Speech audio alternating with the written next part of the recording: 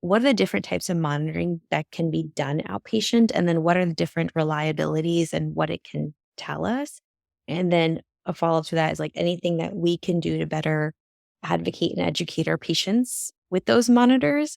I think I order it and then like hope things get done. The way I think about them is we don't really use 24-hour Holter monitors as often as before.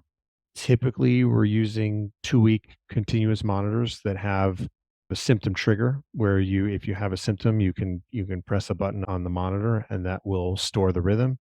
But they're programmed to auto capture any bradyarrhythmia and tachyarrhythmia at a certain threshold. Once you get past, those monitors that can last from anywhere from 3 days to 4 weeks, then you're looking at an implantable loop recorder, which I explain to patients is sort of smaller than the size of a AAA battery. We now implant them in our clinics, just local anesthesia, and it can be removed whenever you change your mind.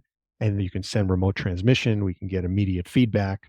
And so in patients, for example, young patients with strokes in the hospital, and we really need to know for their long-term health whether this was a thromboembolic event for atrial fibrillation or something else.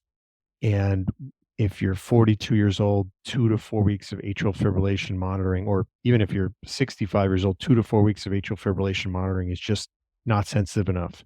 And we don't know what that cutoff is, but in certain patients where we feel like the risk is high enough, we'll implant a loop recorder for, say, 1 year at least, and see if any subclinical atrial fibrillation arises, which would prompt anticoagulation.